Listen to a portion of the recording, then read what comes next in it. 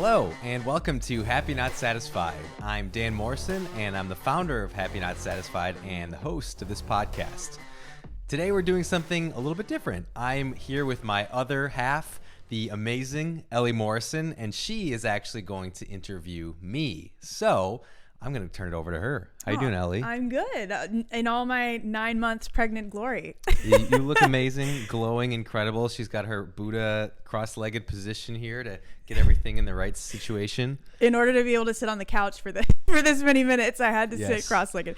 So anyway, but I'm thrilled to be here and to be a part of this podcast today. Thrilled to have you. We wanted to do something fun and a little bit different because, I feel like for the last several years you've been doing Happy Not Satisfied. You launched it in 2020. Mm-hmm. We worked on that together, but it's been, several years of you living Happy Not Satisfied before we realized that this could be something that maybe could help other people. 100%. And you get so many frequently asked questions from people, from friends, from, people that you meet, people that we come across, that we thought it would be fun to kind of flip the script and ask you kind of about your journey with it and how this all came about and what are your routines like? What are, the things that people ask you a lot of questions repetitively about. I feel like we want to address them and kind of get it all out there and see if that can help people and have you tell your story.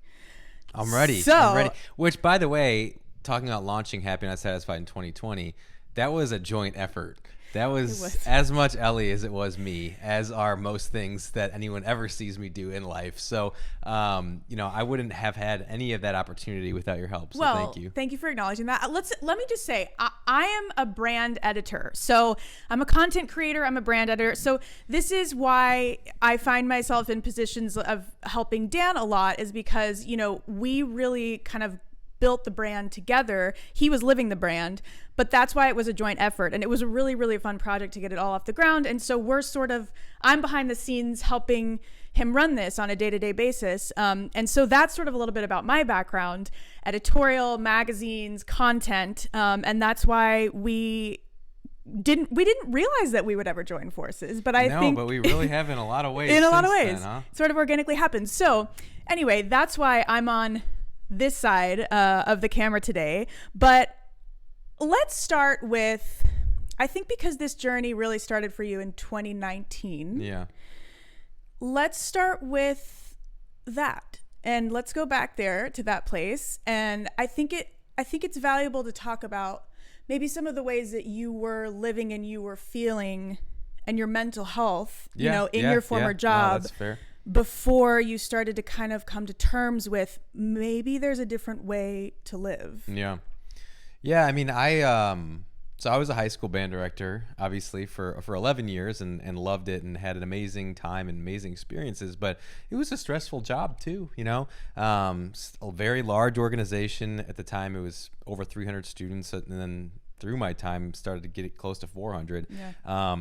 And you're doing competitions and there's always moving parts and there's always some kind of stress, there's never a dull moment, as I always like to say. And there were times where I think I struggled.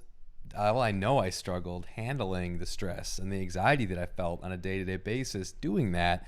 And I don't think it's unique to that position. I just think, when you're in a position of leadership or you're responsible for other people or even just living your day-to-day life, there's a lot that goes on every day, and there's a lot of things that happen around you that can be tough to deal with, tough to cope with.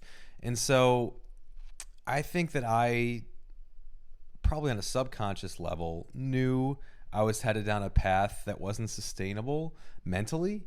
And it was just, I started to think and wonder, like, there's got to be a different way to live, a different way to feel on average every day.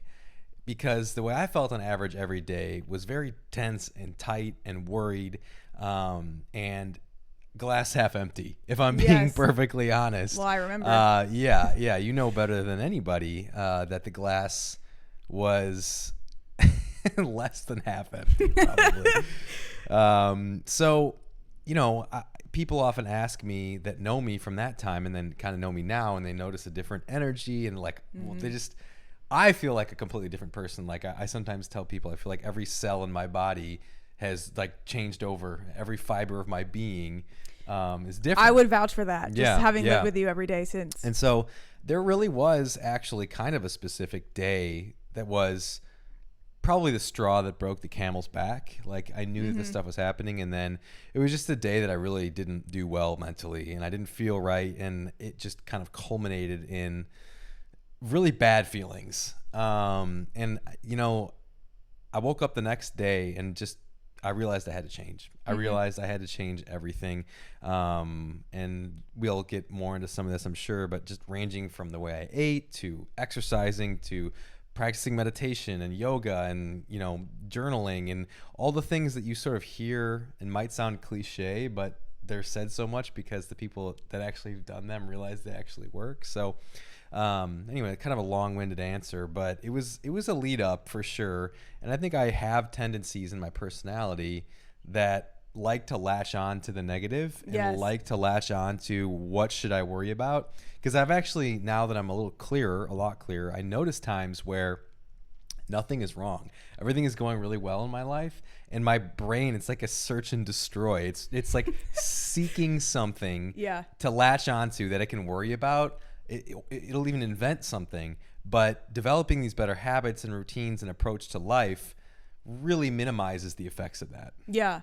Well, I mean, I am wired differently than you are. I'm wired to be more of Opposites attract, baby. That's right. I'm wired to be more of a glass half full kind of person. Yes, you always have been. However, I will say that in 2015, I went through my own version of that moment, that pivotal moment that you're talking about, where, you know, I was in a very stressful job at the time for me, and I think I was on an airplane, and the turbulence was really bad, and I just had this complete panic attack, and I knew, like, in that moment for me personally, things had to change. But what's interesting about hearing your story versus how I feel my story went, nobody else can tell you when that moment Definitely not happens, me. you know, Yes, like yeah. nobody else can, somebody, even if you're living with your other half who could be doing their own routines and who could be doing things to make themselves feel better, but until you decide that that moment has arrived for you, you know, I feel like that's the moment where you have to make the change. You know, nobody Yeah. else can make that change for you. Well, I think that's why it's important I think it's becoming more of a thing for there to be like content in the world that Yeah. inspires people to find that within themselves. It's interesting because I don't think it's necessarily other people convincing you to do it. It's just you hear it enough times and in enough different ways that finally something inside of you like buys in. And I think that there's more and more of that existing in the world, and I think that's a really good thing. I think it's exciting. Yeah. I mean, it's also powerful to see somebody in your life go through a transformation like that, Yes. because you can literally feel, like you said, the energy. You can feel the energy change. Yeah. And what I think about when, you know, kind of your before and after, it was just this, like, it was like this clench, you know, you were just like constantly clenched, and Yeah. you know, searching for the negative, like you said. And then all of a sudden, over time, as you started to change, it was like the constriction of our home, you know, it Yeah. felt like an airway being constricted. Yeah. And then all of a sudden it was like, everything is flowing. Well, that's you know? I mean, and I felt that.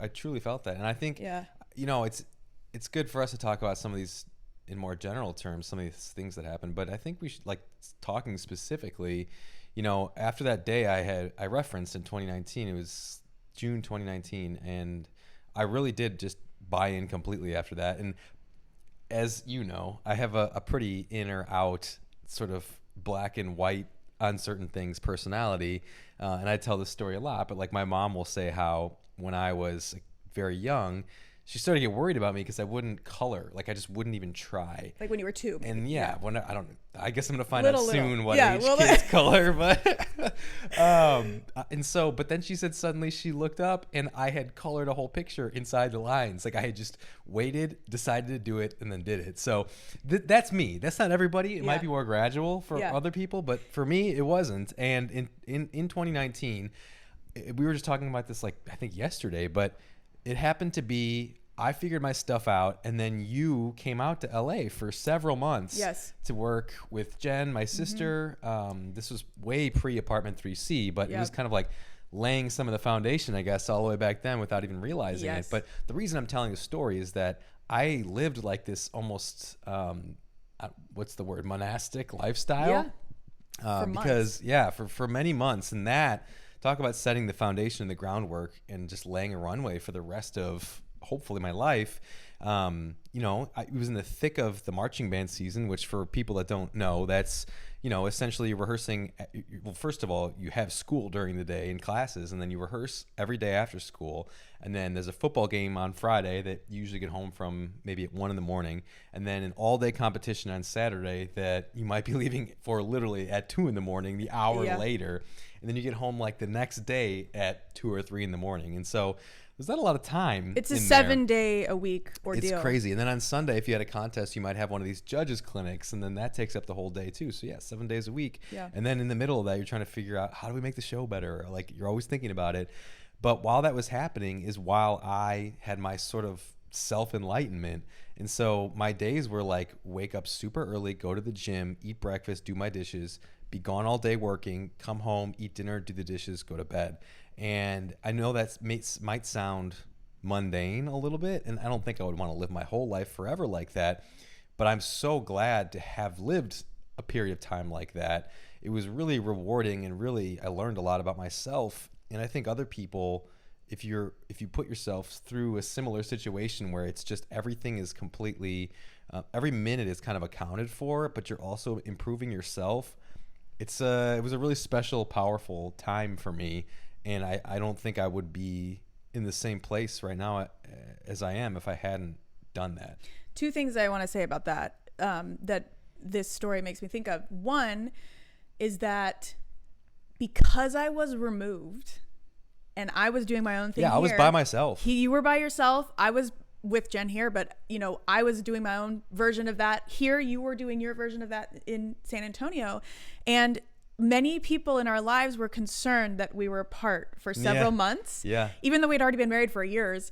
And that was people aren't shy to offer their opinions. Never. Yeah. But that was the best thing that could have ever happened to our marriage, I think, was to have those. It wasn't long, but it was 2 to 3 months. Well, me changing, and obviously, also, but you needed the space to do that. You needed the space to find your routines on your own. Because think about it this way: it's laying that foundation, like you said, when you know what you need, and when you know how to take care of yourself, and when you know these routines, then you can add in more people and more things. Exactly. And, that's happy, not satisfied. Exactly. That's and exactly we're about to add in the ultimate, kind of element to. Which, if you're only listening, we're referring to the baby in Ellie's belly. Yes.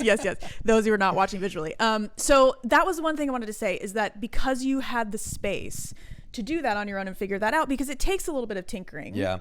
Now, I do want to interject though, like, you may not have that luxury. No, like, of you may course not have not. the luxury of not having kids already, or being by yourself for that period of time. We were very lucky during that time. But I don't think it matters the specifics of what it looks like. You know, you can do what I did, and you can get those feelings in any number of situations. Almost, I think, any situation. It's just a matter of what you're prioritizing.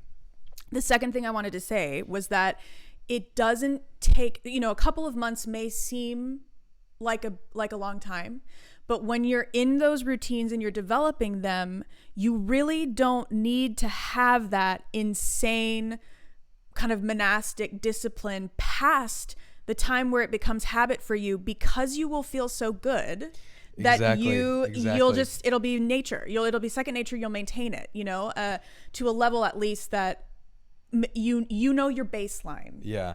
Well, when I was talking to Jen Wiederstrom a couple weeks ago, excuse me, what I had said to her was, I don't want to say this stuff is easy, but when you hit a certain point, it almost becomes easy, because at least in my personal experience, and I've seen it in others, when you feel that good, you'll continue to do whatever it takes to feel that good. Right. I mean, I have specific memories of going to the gym and coming home and literally crying because I felt so good. because, and it makes me emotional right now thinking about it, because I literally never in my life felt that before. And to back up a little further, I grew up playing the trumpet in a very, very serious way. I wanted to be a professional trumpet player for a long time, and it controlled my life. It taught me a lot of things, and it's a very complicated relationship that I have with it now. But I always was so hyper focused on that, and so, again, glass half empty on the outcomes with it.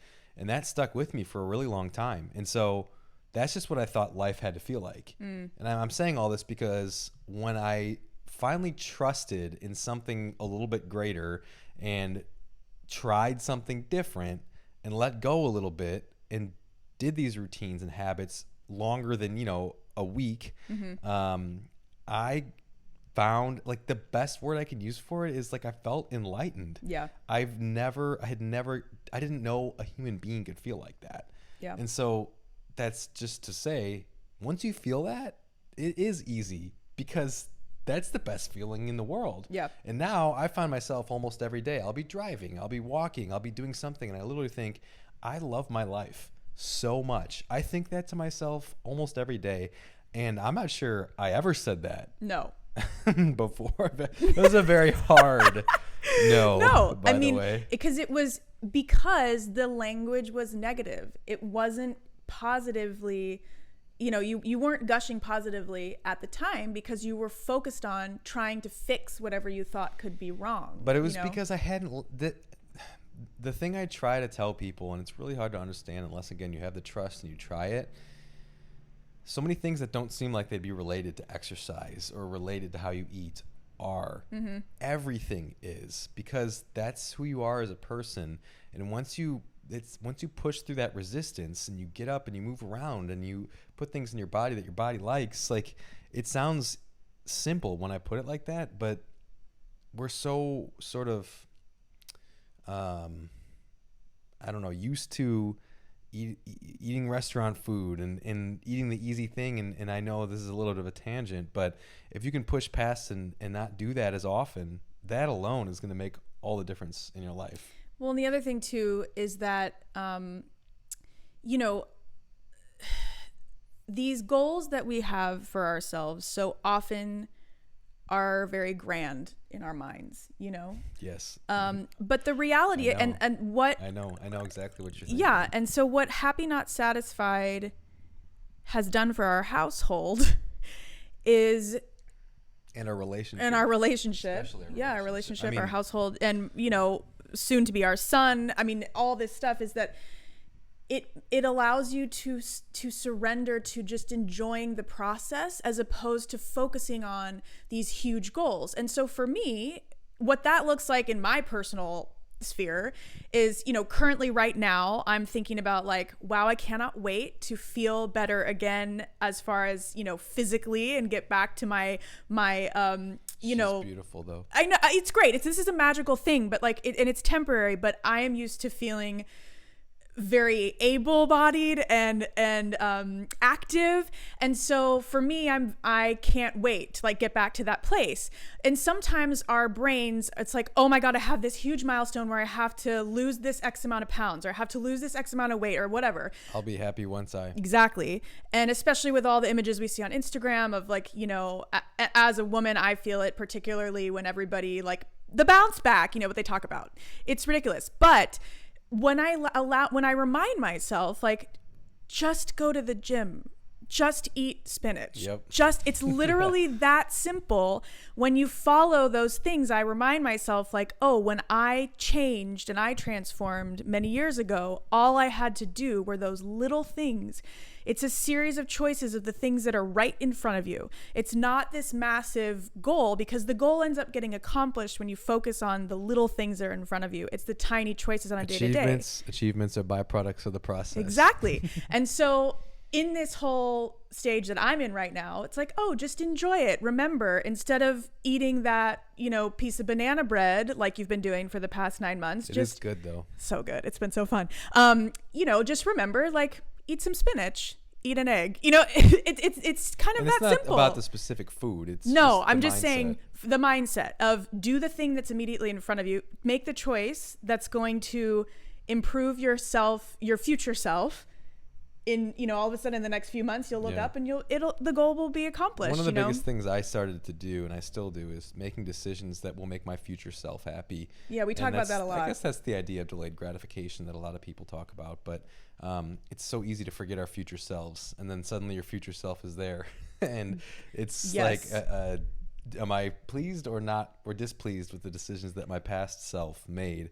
I think before we keep going, it's important to talk a little bit just like what is happy not satisfied. It's like we're talking about how great it is, but I mean it's a very sort of all-encompassing thing in a lot of ways to me, just because of my relationship with the whole idea. But it's basically, the way I like to talk about it is like it's going to bed proud of what you did that day while simultaneously looking forward to what you get to do and improve the next day.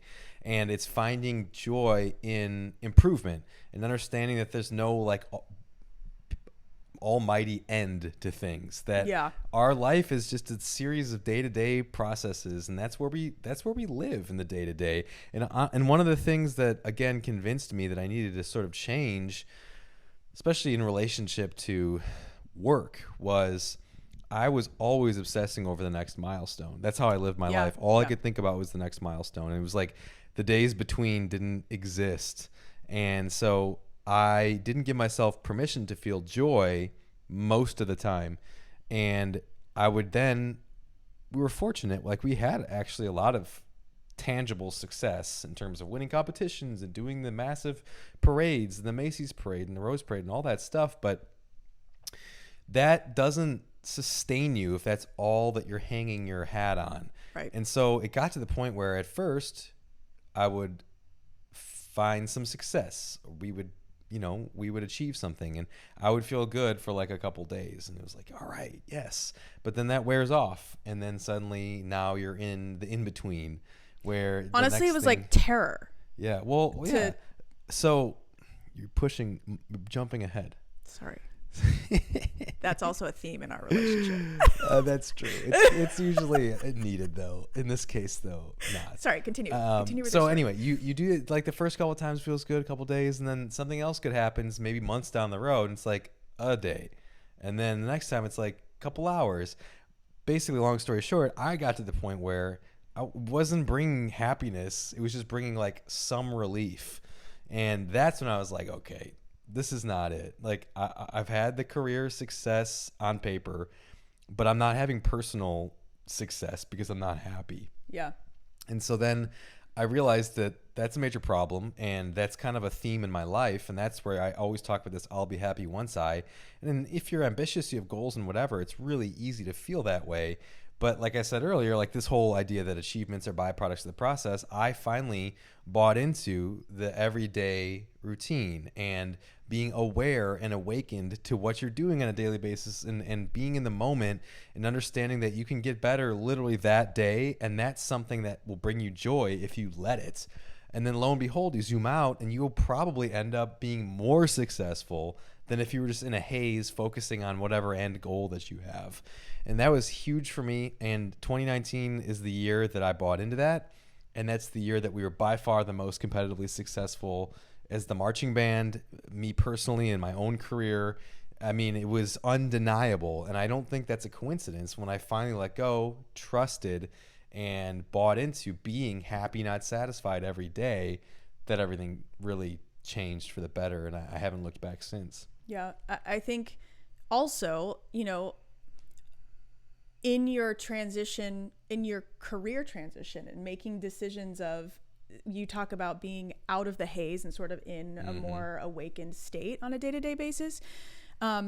You were able to talk about a little bit about, I know you spoke with Jen Wiederstrom about this, but knowing that you were ready for a change in your life, despite having the most success you'd ever had, I think that there's something there that is worth exploring about, like, okay, you were the happiest you'd ever been. You were the most successful in your career you'd ever been. why would you leave? No, You know, like I people know. asked you that a lot. People still ask me that, yeah, and obviously wasn't an easy decision. Yeah. And like I said, I cherish my time as a band director and with my students and the parents and the community and all of that. But it's a tough question. It's a tough question to answer because it wasn't burnout per se. I know a lot of teachers get burnt out, and I totally understand that. And especially like Texas is like the mecca of high school marching band, and there's a lot of pressure and all that. But Yeah. I actually do think I had kind of figured out a way, and I had an amazing support team and assistant directors. I hate to even call them assistant directors, just colleagues of mine that were incredible. They were family, really. Yeah, it was family. Yeah. Yeah. And so we all had kind of figured it out. But I don't know. I'm one of those people that really feels a strong desire to try new things and to find out what's next and to branch out and take on a new challenge. And I just hit a point where I didn't feel like I could do that for much longer, staying in the same role. And so now I'm doing different things. And the thing is, I know that I'm not going to do what I'm doing now forever either. It wasn't unique to that position. Yeah. It's my personality, and it's the way that I realized I enjoy living life. And actually, talking to Dr. Micah several weeks ago, he talked about, I had never heard of it, but there's something called like change research.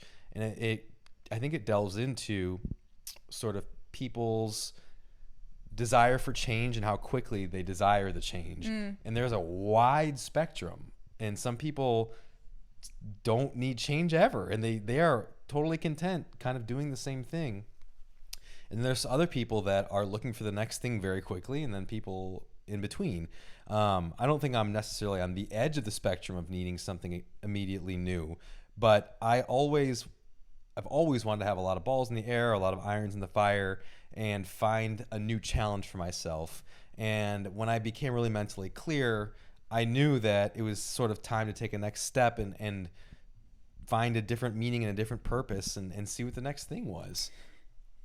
Related to that, I think when you're talking about being sort of that aware and one of the things that I noticed happened was that you were kind of realizing, because of your joy in the process that you had found, it was what made me happy on a day-to-day that I was doing, that you were doing in your job. Yeah. And then was it really that specific career niche that was limited with that process and that joy? Or was it really that you had these interests and then you wanted to shift into another realm and further develop them, and more about, from a career standpoint, not so much about the title or the thing you had known forever, right, but how do you apply those skill sets and that creative process and the things you enjoy? I think that I found, as I moved through as the head director at Reagan High School, as the band director, I realized I loved leadership. I loved the creative process and sort of helming the team that put together a creative product, which is what our marching band shows were. I mean, if you have not seen, they're huge spectacles, and there's a lot of moving parts, and there's an incredible amount of creativity and logistics that goes into it, and sort of bridging the gap between those and being the person that always had to see the big picture, like that's what I really loved. And so finding even more significant ways to flex that muscle, I guess, was important to me. I think it's also important to just mention too, because you said it's all I ever knew. It is all I ever knew. I mean, my dad was a high school band director, and it was our whole life. I grew up at marching band. I was at the band room more than I was at home. I was in my dad's office. I was in the hallway kicking a soccer ball against the wall for 6 hours while the band rehearsed. I was on the parking lot watching them. I thought all the band kids were the coolest kids in the world, as like a 10-year-old looking up to them. But my entire life on this planet, that's all I ever knew. And it's all consuming. So it wasn't just like, oh, sometimes this is what no. It's all we did. It's all we did growing up. It's all I did in college. I majored in music. I was in like 10 ensembles and all over the place with that. And then I immediately went back into it as a high school band director, which was great. But at the same time, I wanted to experience something different. You know, I knew if I didn't make a change, I might never experience anything different. And we only have one life to live, and I want to do as many amazing, interesting, different things as I can. And so that's what kind of led to that. But the mental clarity wouldn't have come to sort of have that realization without sort of changing everything.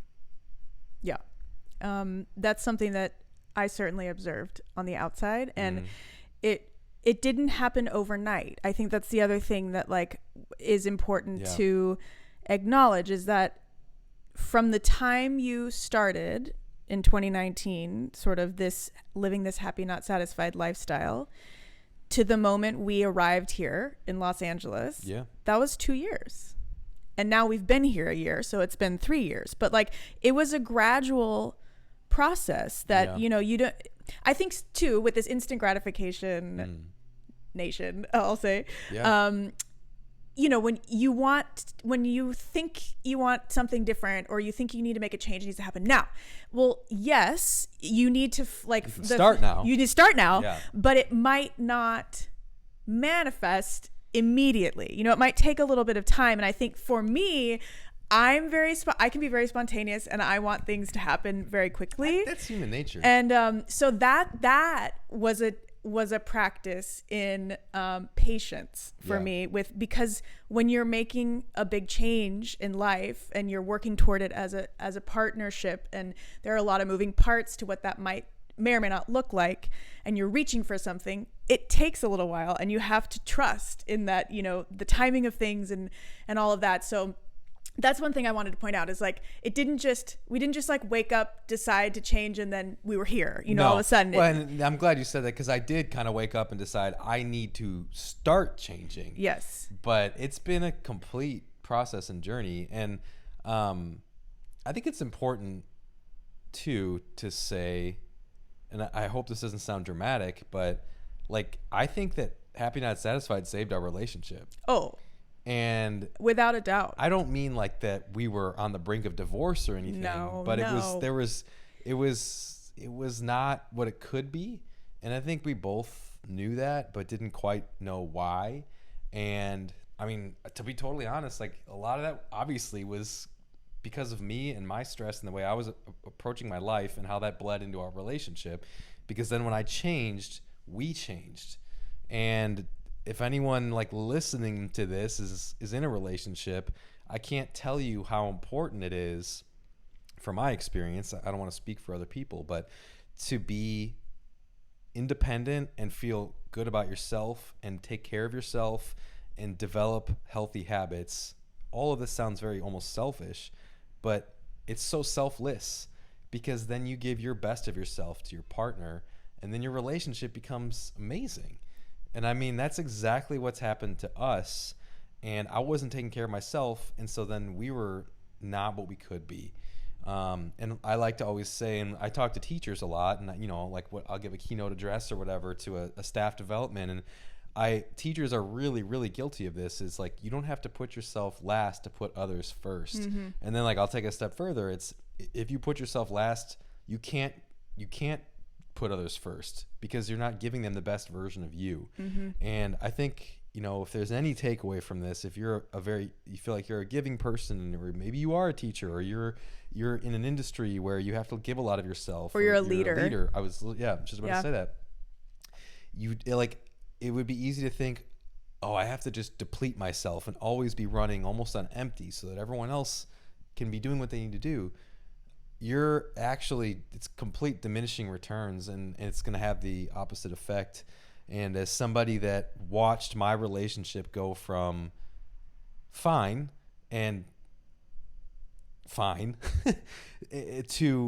the most amazing, incredible thing I could ever imagine, and like literally the only thing that matters to me in my life, and I know that I'm contributing to it way more than I ever used to, because I made these changes and because I've committed to taking care of myself. Like, if there's any message you take away from listening to this, I would hope it's this one, because I can't imagine my life without Ellie. Not that I ever could before, but the connection that's there now is so far beyond what I even thought I could feel for another person. Well, and I will say it's very sweet. Thank you. True. It's true. But on paper, we checked all the boxes. Yeah, well, right? there was some underlying thing that we knew. Well, but we were here's good what I'm for going to each say. other. Yes, we did, because people, we joke all the time. People are like, was it love? We met when we were so young. It was not you love know. at first sight. We liked each No, other. But it wasn't and love I'm the at first to be sight. like, no. Yeah. But it was a gradual. I don't know. It was just like this magnetism that was very strong. It was stronger than whatever we were feeling on the surface. That must have been the universe. I don't know. It just knew that, like, get to your 30s, get to your mid 30s, and you'll, like, everything will be like 30s boom. are great, by the way. But we met when we were in our early 20s, and so anyway, there's been a decade. We've been together almost 11 years, but I will say it wasn't all on you. I mean, like, I started to change when we were engaged, I think, because personally I didn't feel well. Yeah, and I remember. I think so. I see it as like the stair stepping, you know. It was like okay, level up one of our relationship was when I started to change, because it made the things about me that were difficult better. And then level two was when you changed, and then all of a sudden it was like boom, you know. But I think what's interesting and what is often overlooked, but what is the main takeaway of what you just said, is like, so many people that might be struggling in their relationship feel like they have to be fixed as a couple right away. And it's like their dynamic between each other. And I'm sure that that's often the case, but I also am sure that often people need to work on themselves completely separately, Totally separate from their partner to find that best version of themselves. And then, like, magically things are better, you know? And I'm not discrediting whatever other methods, but I do think this is overlooked because you think, oh, we're a couple, we're having couple problems, we're having relationship problems, we need to, like, fix it in that regard. But you're right, you changed completely, and I was super impressed by it. But I remember I would be in bed and you would get up really early, and I'd be like, what in the, and then go back to sleep and keep doing what I was doing. And then it wasn't until years later where now, I mean, I'm like an insane person, but I wake up before 4 a.m. every day. No alarm clock. No, I haven't set an alarm clock in years. I mean, I truly haven't. Yeah. I don't know, but we could talk about that at a separate I was going to say, but we're definitely going down the 4 a.m. rabbit hole because so many people, everybody's always like, let's like, well, to be fair, I would have been the same way. But like, what's wrong with you? And that's literally what people say to me, and that's fine. But I love it. I don't know. It's just, it's magical. It's a magical time. But finish your thought first. Before we finish this off, like, I want to say from personal experience how important it is to a relationship for people to really find the best version of themselves. And I think that so many problems can at least start to be addressed once that's the baseline. Because when both people are struggling personally and the relationship is struggling, that's a lot. Yeah. And so if you can take ownership of your own self, then, you know, maybe some things start to open up a little bit. And I would also argue, like, yes, in a partnership for sure, but even not in a partnership, I think your relationship 100%. with everybody else in your world, like in your universe, you know, because I think back to before I lived like this, in this better version of me, and the friendships that I messed up, the relationships that just could have been so much richer and so much more loving and caring. And I don't know, I think back to early days, like early 20s days, and I'm like, oh my God, if I had just been a better version of me, and the thing that I would say too, though, is that you can't regret that stuff. You know, it helped shape you, and you learned, and it made you who you are. And because I could say that about plenty of stuff, but I don't think it's productive. Yeah. You know, but I think too, you know, relationships at work, sorry, for we got sure. some sirens, if you can hear that. Yeah, in the background. You know, Los Angeles busyness. Yeah.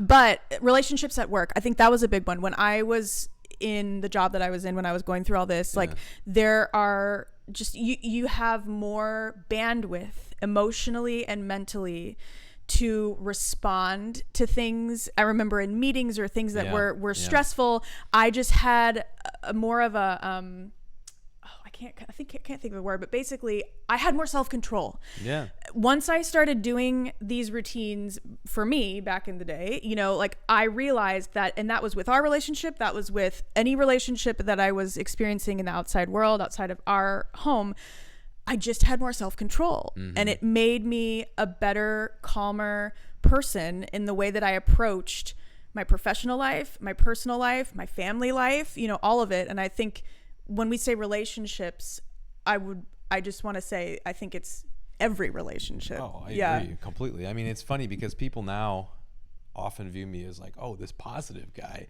which I'm still getting used to, because that was not the impression or like the characterization that I think I had years ago.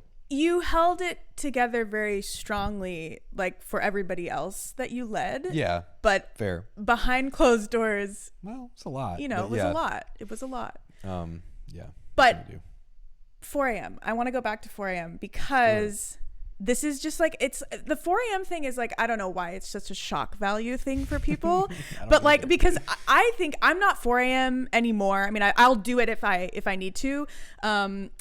But I'm more of like a 6 a.m. But now, I don't know. All bets are off. Like, we'll see. Sometimes I'm 7, sometimes depending on the sleep I get. But normally, not being pregnant, I like early morning too, because that's a sacred time. It's this time where nobody's texting you, where you have your phone on Do Not Disturb, where you're in this like morning twilight, you know, and you're connecting with yourself and your own sort of enlightenment and journaling and reading. And like, that's the time when the inspiration comes, you know, for like whatever you're working on in life. And so I just wanted to have you talk about 4 a.m. because so many people think you're insane. Yeah. I'll be honest. Like, if you want proof of how much better I feel than I used to, I would wake up to an alarm and hit snooze as many times as I could, and then like just frantically throw some things together and try to make it to work on time, which I think people can relate to that probably. I definitely used to be like but that. part of what I decided to change when I decided to change was, I'm going to try waking up earlier. And it did not start with 4 a.m. I mean, I think maybe 5:30, which to me was like the middle of the night. You know, I thought that was crazy, but I was like, I'll give it a shot. And part of it, I think, was that was the only time I could work out, because I had band until late every night. And so maybe it was 5:30, maybe 5 I would wake up, but nothing too crazy. And it was just one of those things that just felt so good. I had it again, happy, not satisfied, and always kind of finding ways to improve and everything. It's like the routines I do in the morning have changed over time, both because I think they're improved, but also just I think seasons of life and just whatever feels good. I try to be attuned to that, and I change things as I go. But anyway, I got to a point where I loved the morning so much that I just wanted as much of it as I could possibly get. And now it's it's a little crazy. Like this morning, this was one of those days where I'm waking up at like before 3, and I'm looking at my watch, and I'm like, I can't get up yet. Like, I got to stay. But I'm so excited to get up and live my life that I literally want to get out of bed at like 2:45 in the morning, which that I know is crazy. I get it. But there is a big takeaway there, which is I love my life so much that I want to get out of bed and live it. Yeah. And I mean, I was not like that. Like, I really, truly want to cry right now because I can't believe how different that is. And it's an amazing feeling. It's indescribable. And so anyway, that's kind of how the 4 a.m. thing happens. I never set an alarm ever. I almost always wake up before 4, and I'm just ready to go because I love it. We do go to bed early, though. Go to bed early. Like, let's early. just, like sometimes Dan will be like going up to bed. He'll eat dinner at like 4:30 p.m. No, usually 5, whatever. Yeah. And then he'll be like, I'm going up, and it's like 6:45, and but there's also a wind down routine that I think is important too. My like morning a little bit routine is more significant than my wind down routine. And then, by 7:30, I feel like it's 11 p.m. because whatever I'm like up there doing, like Dan's been asleep, he's been asleep. So I'm like, I should get in bed. It's so late. I look at my watch and I realize, it's 8. So So- I'm not saying everybody has to do this. No. I just like it. However, I will be interested to see how this lifestyle translates to parenthood in the next couple weeks, because I and feel like we I might don't be know. set up for some success Maybe. there. Yeah, we'll see. And when it comes to parenthood, because I think a lot of things people have said to us in the last few months, whether it's via Instagram message or whatever, like, oh yeah, good luck maintaining that routine when you have a newborn. And you know I've how heard a people are good on amount of that. Instagram. So, But I but want to be like, isn't waking up early part of that? I Yeah, feel like well, I'm doing that. what I was going to say was, though, when you were talking I about, can't say for sure. when you were talking about giving the best version of your, like, you're not able to Yeah. give the best version of yourself. That's I keep thinking this thought too with parenthood. Parenthood. It's true there too. And I It has to think, be. I'm looking forward to working together as a team We'll report back, by the way. We'll after report we have back. the baby. to alleviate each other from certain things so that we can have an Right. hour or two Yeah. or whatever to Yeah. go take care of ourselves in order to come back and be the best version of ourselves for the baby and for each other, and like have, I'm just determined to have a joyous experience in the first several months. We'll do our best. Because everybody, you know how everybody talks about it. They're all like, oh, you just have to get through the first, whatever. But I feel like there's got to be a way. So anyway, I'm clinging to Happy Not Satisfied over the next several months to just like hope that, I think that we can do it. We'll see. We'll see. I have a positive outlook, but I don't want to like offend other people by assuming. No, we not can at do all. this, I mean, because we might be completely wrong. Like everything just might We'll do our like best, blown though. up We'll into do a our million best. pieces, but we'll do our best. But anyway, from a parenthood perspective, I think the Happy Not Satisfied philosophy, let's call it, is going to be very important for us to. Agreed. It's a great way to live. That's for sure. Are there any other things that I'm trying to think of if there's anything else, but I feel like we've covered. I mean, the only thing that I get asked a lot is what I do starting at 4 a.m. Well, yeah, but you did just outline that routine. I feel like. Did I? Oh, go ahead. I think I did. Give your routine. Give the things you do in the morning. That's right. Okay. Yeah. Okay. So Step by step. yeah, I usually wake up like 3:42. Specifically. And I obviously I get up, I put on usually gym clothes, and then brush my teeth, whatever, come down the stairs. I do my 4 a.m. club video with Pudge, who everyone's always like, oh, he's so excited, his tail's wagging. Well, yeah, I'm about to feed him. So Yeah. He's excited for food. I feed Pudge, pour a cup of coffee while usually, so Ellie sets the coffee maker to start at 4, but I'm usually early, so then I just manually press the button. I'm not sure she knows that. Life hack, coffee really makers you can set the Very night nice before. that she sets it, but I usually beat the coffee maker. So while the coffee's brewing, I finish my 4 a.m. club post. And then I usually sit down, drink coffee, play Wordle. Super important. Send you're the still results playing to my that? friend Kyle. Shout out to Kyle. And then I usually read the Wall Street Journal. And then I eat a rice cake. I fill up my water bottle and I put it in my backpack. I make sure I have all of the things that I need for the gym. I go to the gym. I'm usually there like 4:50. It opens at 5, so I stand in line with all my friends outside that I see every day that I met. Gold's Gym Hollywood. Shout out to Gold's Gym Hollywood. That's right.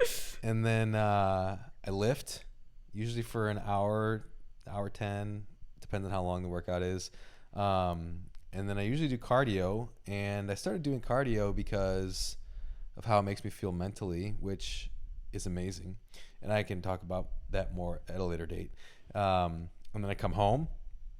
I make a very specific yogurt with it's fat-free Greek yogurt, and then I put chocolate whey protein in it and Heritage Flakes cereal, a few flakes, and some usually Love Crunch granola, some Lily's dark chocolate chips, and Baking a chips, banana, yes. baking chips, yep. And I mix it all up, and it's amazing. And then I usually, it depends on the day, I might go for a walk just to keep my momentum going, or I'll do some work, or I'll read, and then around 9 I will make egg whites with spinach and salsa and put it in a Trader Joe's It's like a very specific little tortilla they have. It's very good. Anyway, I know there's a lot of details, but I'm kind of trying to prove a point that once you find the things you like, they become almost, I don't want to say religious, but it's very satisfying and gratifying and feels good to just know that you're going to lean on and do these very specific, detailed things every day.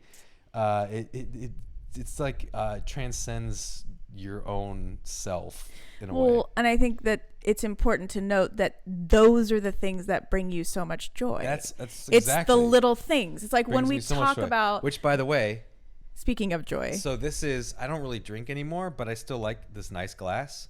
So this is literally just black cold brew, but I'm drinking it out of my nice glass, and it makes me really happy. So I do the same thing. I'm very attuned to like the small things every day that I can do that make me happy, and then I do them. Yes, and I think, when you're building your home and when you're building your nest and all that, like that's what is always at the forefront of our mind, is like, what little thing is going to be special or beautiful or substantial or whatever, and make your day-to-day routines feel so joyful and like sacred and spiritual. That's the word I was trying to come up with. Because life is about, like, life is mundane. Life it can be like, I'm not saying that in a bad way. Seem mundane from the outside are actually my favorite things to do. That's what I'm trying to say, is that like when you look back, when I look back into the things that really are my happy place, like in my soul from my childhood or moments that I remember, it wasn't like winning a thing, Right, it was literally like my grandmother's pasta that she made over and over. It's the memory, the sensorial memory that you make. What I would say too, just one last thing, is like, I think you open up the ability within yourself to appreciate those things once you have found that. I keep using the word enlightenment because I don't have a better word for it, but like, you've found that clarity of mind through developing these habits, then you can appreciate the little moments more. Yes. There's like more space and awareness and clarity to do so. And so if you're listening and thinking, I have no idea what you're talking about, I think if you try to adopt some of these habits and do it for a while, you will start to understand what we're talking about. Yeah. So anyway, happiness comes from the process and the little things, I think. Yes. This was good. We'll do a follow-up once the baby's born and maybe get on here and say, yeah, we were wrong the first 12 weeks. So wrong. Yeah. But hey, there's nothing wrong with a positive attitude, right? Exactly. We've got each other. We'll make it through. So, all right. Well, can I have a kiss? Sure. With my lipstick? Yeah. Thanks for watching / listening. Bye, everybody. Thank you.